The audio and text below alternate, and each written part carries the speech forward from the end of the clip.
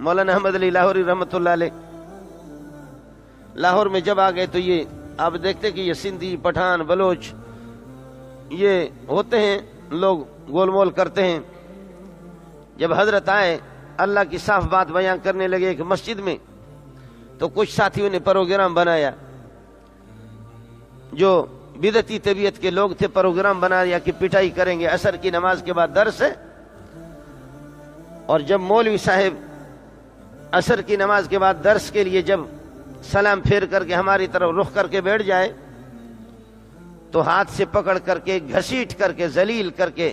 باہر نکالنا. داڑھی مولانا احمد علی لاہوری کی داڑھی بھی بڑی تھی,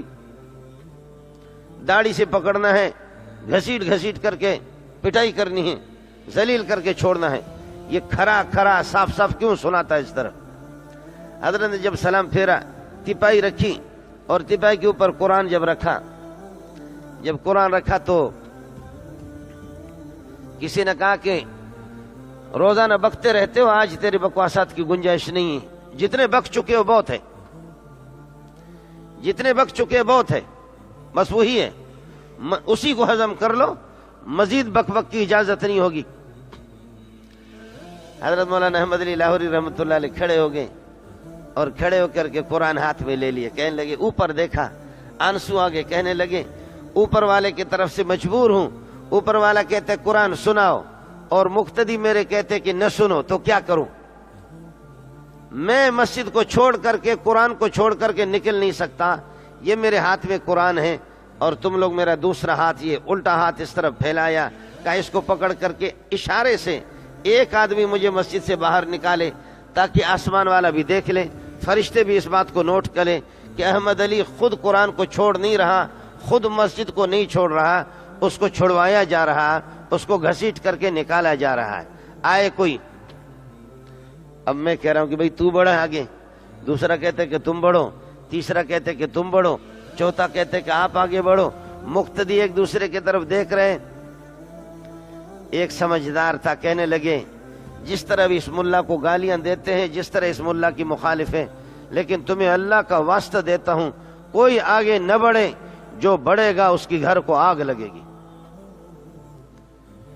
جو بڑھے گا اس کی گھر کو آگ لگے گی, وہ تباہ ہو جائے گا.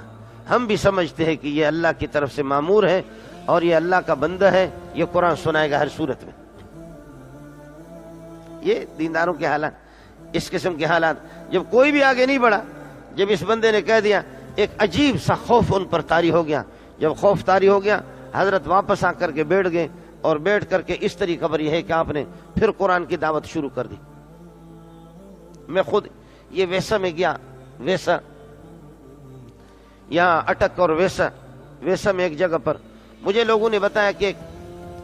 بزرگ تھے مولانا غلام اللہ, وہ بھی قرآن بیان کر رہے تھے. تو کچھ لوگوں نے ہتھیار لے لیے, ایک بڑے بدمعاش نے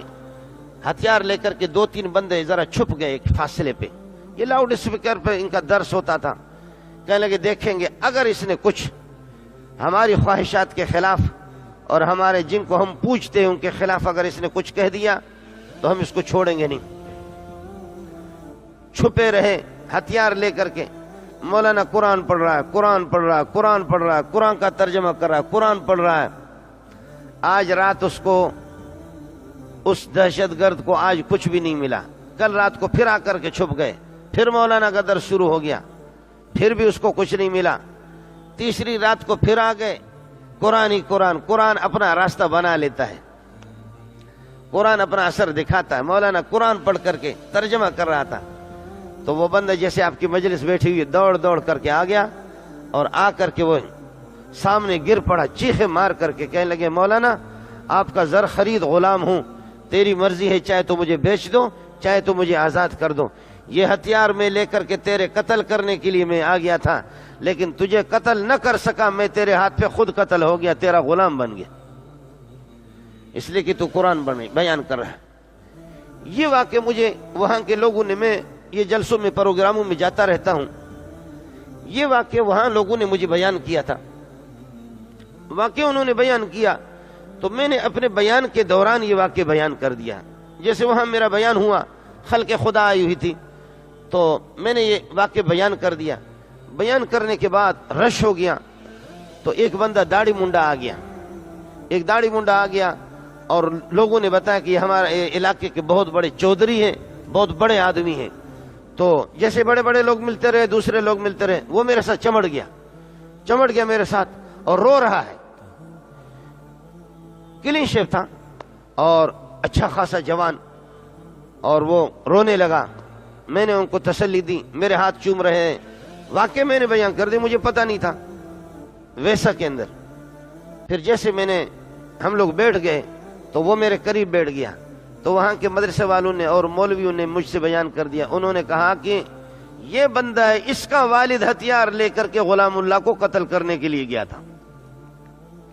اور خود اس نے مجھ سے کہا کہ مولوی صاحب وہ بدنصیب میں ہوں، لیکن اللہ نے ہم پر کرم کر دیا، اللہ نے ہم پر کرم کر دیا، میرا والد ہتھیار لے کر کے مولانا کو قتل کرنے کے لیے گیا تھا۔